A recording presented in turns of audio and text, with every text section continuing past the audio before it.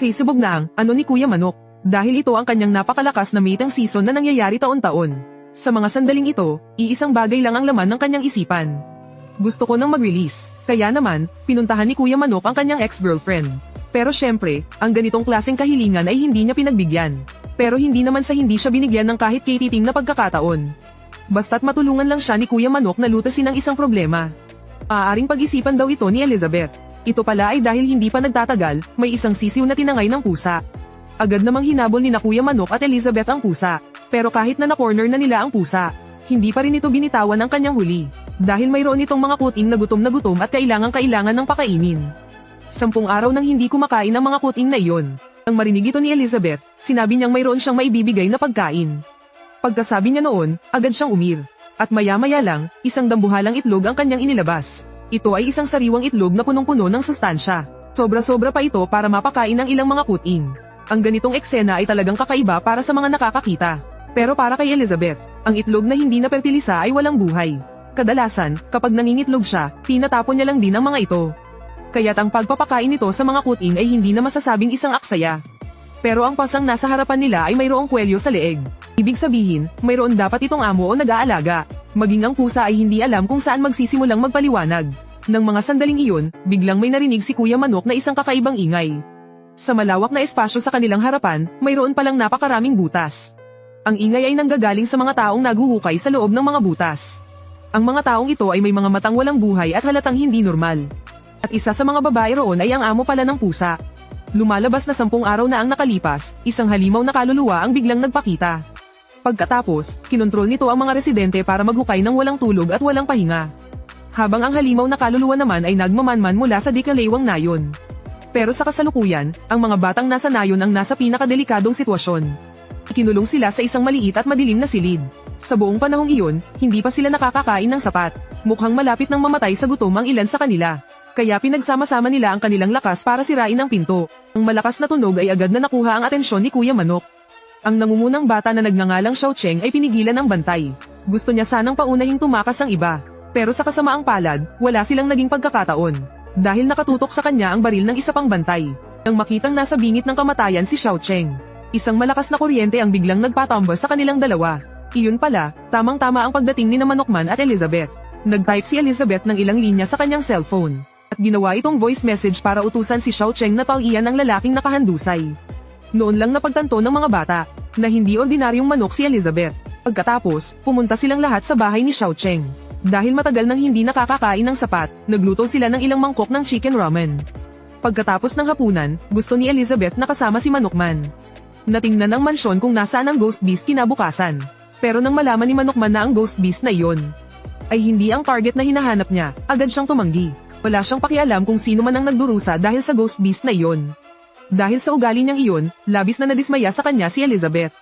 Pero sa sandaling iyon, biglang nanlaki ang mga mata ni Manokman. Bumalik na naman ang pakiramdam na matagal nang nawala. Ito ang kanyang mating season na dumarating lang 1 o 2 beses sa isang taon. Sa mga oras na ito, sobrang ganado si Manokman. Sa sobrang taas ng kanyang male hormones, hindi na siya makalakad ng diretso. Kailangan na niyang mag-release. Kaya naman, si Elizabeth na naman ang pinuntirya ni Manokman. Pero hindi siya binigyan nito ng kahit anong pagkakataon. Nang makitang sobrang porsigido si Manokman, nangako si Elizabeth na kung tutulungan niya itong puksain ng ghost beast, ay tutuperin niya ang kanyang kahilingan. Pero nang malaman ni Manokman na pinakamaaga ay bukas pa, sa sobrang paghihirap, kinagat na lang niya ang sarili niyang pakpak. Sa paraang ito niya napigilan pansamantala ang kanyang nararamdaman. Kahit pagsapit ng gabi, sa banyo lang nagpalipas ng oras si Manokman. Hanggang kinaumagahan, nagulat si Elizabeth nang matuklasan na nawawala si Xiao Cheng. Nalaman na lang niya mula sa iba na ang ghost beast ay ang tatay ni Xiao Cheng. Pero ang mga taong nagiging ghost beast ay walang emosyon. Siguradong papatayin si Xiao Cheng. Nang marinig ang balitang ito, nagpa siya si Manokman na kumilos. Samantala, mag-isang pumunta si Xiao Cheng sa kinaroroonan ng ghost beast. Gusto niyang ibalik sa dati ang kanyang ama gamit ang sarili niyang lakas. Inilabas ni Xiao Cheng ang baril na nakuha niya mula sa bantay. Pero sa sumunod na segundo, tinalsik siya ng ghost beast. Para bang nalaman nitong nasa harapan niya ang kanyang anak. Lumabas ang ulo ng tatay mula sa katawan ng ghost beast. Iyon pala, ang lalaki ay isang matinding sugarol. Dahil dito, madalas dumating sa bahay nila ang mga malalaking singil sa utang. Pero hindi pa rin siya nagbabago. Hanggang isang araw, aksidente siyang nahulog sa isang bangin. Sa kabila ng nangyari, nakapulot siya ng ilang sinaunang barya at isang lumang kasulatan. Nag-aral ang lalaki ng kasaysayan ng mag-isa. Matagumpay niyang naintindihan ang mga nakasulat dito. Nalaman niyang nakasulat pala dito ang lokasyon ng isang nakatagong yaman. Ang halaga nito ay mahigit 100 milyong yuan. Sa sandaling iyon, isang buto ang lumitaw sa kanyang leeg. Para siyang sinapian at binaliwala ang paalala ng iba. Baliw na baliw siyang naghukay malapit sa lugar na iyon. Nagpatuloy ito sa loob ng isang buong taon pero wala pa rin siyang nahanap. Dahil sa tindi ng kanyang obsesyon, mabilis siyang nagbago at naging masama. At dahil doon, nabuo ang isang halimaw. At ang halimaw na ito, tulad din ng lalaki, ay may matinding pagnanasa para sa pera. Dahil sa emosyong ito, mabilis na lumaki ang halimaw. Hanggang sa winasak nito ang maliit nilang bahay. Mabuti na lang at nailigtas ni Kuya Manok si Xiao Cheng bago gumuho ang bahay. Dahil sa patuloy na pang-iinis ni Kuya Manok, biglang bumukas ang zipper sa ulo ng halimaw at lumabas ang isang kakaibang mata. Nang makitang delikado, agad na umiwas sina Elizabeth at Kuya Manok. Isang kakaibang liwanag ang tumama sa sisiw. Dahil dito, sa sumunod na sandali ay nagsimula siyang takin ng lupa na parang isang makina. Gaya ng mga taong parang robot kung kumilos kanina. Habang natigilan si Elizabeth, nag-ipon ng lakas ang halimaw at sinuntok siya. Pero naiwasan ni Elizabeth ang atake. Kasunod nito, hinampes niya ang halimaw ng baston na puno ng kuryente. Pero ang ganitong klaseng kuryente, para sa isang napakalaking nilalang, ay baliwala lang. Samantala, kanina pa rin nag-iipon ng lakas si Kuya Manok. Pero ang kanyang todo lakas na flying kick ay papalapit pa lang sa halimaw. Nang bigla na lang nitong naitulak pabalik. Sa sandaling iyon, mabilis na bumukas ang mga zipper sa katawan ng halimaw. Ang itsura niyang ito ngayon ang kanyang ultimate form. Mukha siyang nakakatakot sa unang tingin. Pero sa totoo lang, binubuo lang siya ng maraming walang lamang wallet. Pero aminin natin, medyo nakakatakot pa rin talaga. Dahil ganyan din ang kalagayan ng wallet ko ngayon. Hindi na nagsalita pa si Kuya Manok. Ginamit niya kaagad ang kanyang ultimate move. Anong masasabi mo dito? Ang bilis. Ano? Ang ibinuga niyang hangin ay tumama sa bato sa likod ng Ghost Beast. Agad itong sumabog at naging maliliit na piraso. Kapag ginamit kasi ang ultimate move ng full power, madali lang itong iwasan. Ito ang dahilan kung bakit sa huli lang tumitira ng laser si Ultraman. Pero napatingin si Elizabeth sa high voltage power line sa malayo. Bigla siyang nakaisip ng magandang ideya. Inutusan niya si Manoy Chicken na dalhin ang Ghost Beast sa pwesto niya. Walang tigil sa pagtalon ang dalawang manok sa gubat. Nang makita ito ng Ghost Beast, hinabol niya sila. Habang papalapit ang kalaban sa destinasyon. Hindi tumakas si Manoy Chicken, sa halip ay siya pa ang sumugod sa Ghost Beast. Tinipon ng Ghost Beast ang lakas nito sa kanang kamay. Balak na niyang tapusin muna si Manoy Chicken. Pero sa sandaling tatama na sana ito, bigla itong natigilan. Dahil ang kayaman ng matagal na niyang hinahanap ay nasa paanan lang niya.